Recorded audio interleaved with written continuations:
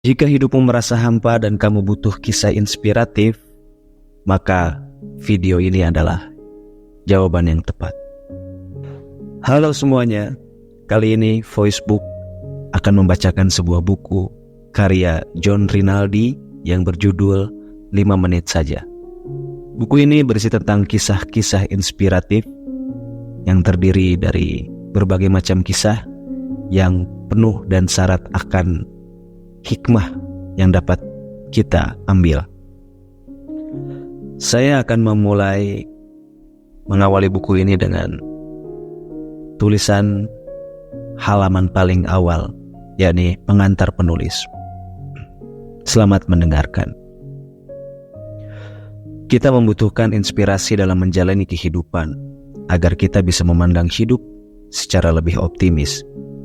Cara pandang kita terhadap kehidupan sangat menentukan cara kita menjalaninya. Seseorang yang menyangka bahwa hidup ini adalah sangat berat, maka ia akan benar-benar berada dalam kehidupan yang serba sulit dan menderita. Sebaiknya, orang-orang yang memandang kehidupan ini senantiasa memberikan kepadanya kesempatan, menjadikan lebih berani dan berkualitas. Maka apapun kondisi yang dihadapinya dapat menjadi sarana baginya dalam meraih kehidupan yang lebih baik. Kemampuan memandang hidup secara positif tidak bisa kita hadirkan secara tiba-tiba. Kita membutuhkan sarana agar sampai ke sana. Sarana itulah yang seringkali disebut sebagai inspirasi. Inspirasi hadir di mana saja dan dari siapa saja. Terkadang kita memperoleh inspirasi dari keadaan alam dengan berbagai gejolak yang ada.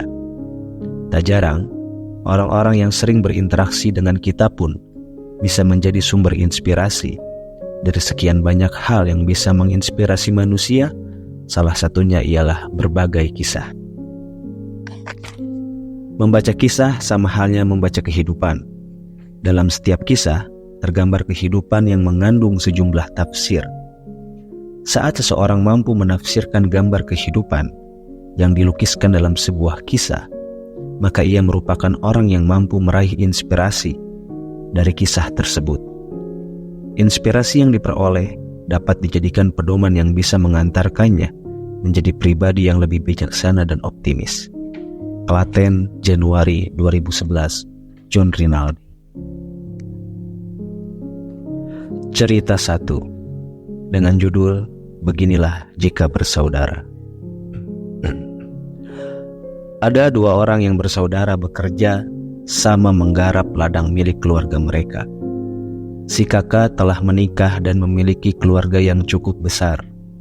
Si adik masih lajang dan berencana untuk tidak menikah. Saat musim panen tiba, mereka selalu membagi hasil panen sama rata. Pada suatu hari, si adik berkata dalam hatinya, "Tidak adil jika kami membagi rata semua hasil yang kami peroleh. Aku masih lajang dan kebutuhanku hanya sedikit." Akhirnya, si adik mengambil sekarung padi miliknya dan dengan diam-diam meletakkan karung tersebut di lumbung milik si kakaknya. Sekarung ia anggap cukup untuk mengurangi beban si kakak dan keluarganya. Si kakak yang telah menikah pun merasa gelisah dengan nasib adiknya. Ia berpikir, tidak adil jika kami selalu membagi rata semua hasil yang kami peroleh. Aku memiliki istri dan anak-anak yang bisa merawatku kelak saat usiaku tua. Sedangkan adikku tak punya siapa-siapa. Tidak akan ada yang peduli jika ia tua nanti.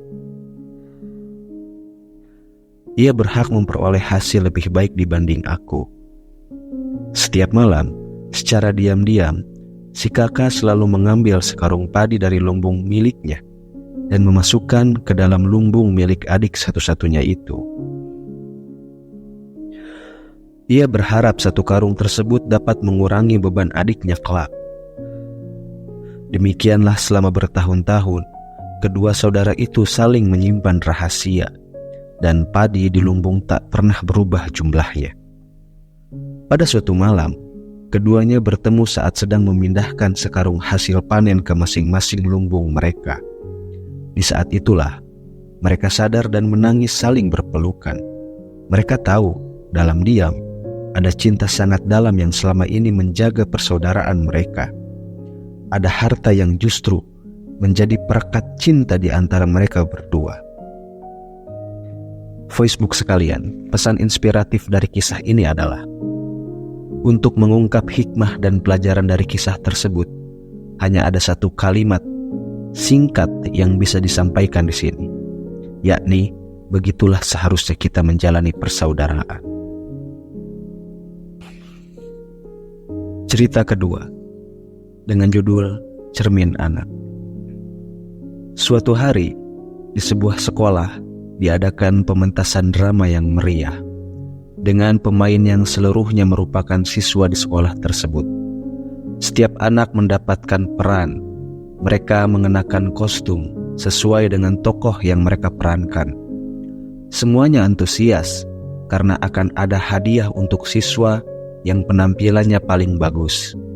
Para orang tua turut hadir menyemarakkan acara itu. Pementasan drama berjalan sempurna. Semua siswa tampil maksimal. Ada yang berperan sebagai petani, lengkap dengan cangkul dan topinya. Ada pula yang menjadi nelayan, dengan jala yang disampirkan di bahu. Di sudut sana, tampak pula seorang anak dengan raut wajah ketus, karena ia mendapat peran sebagai Pak Tua yang pemarah.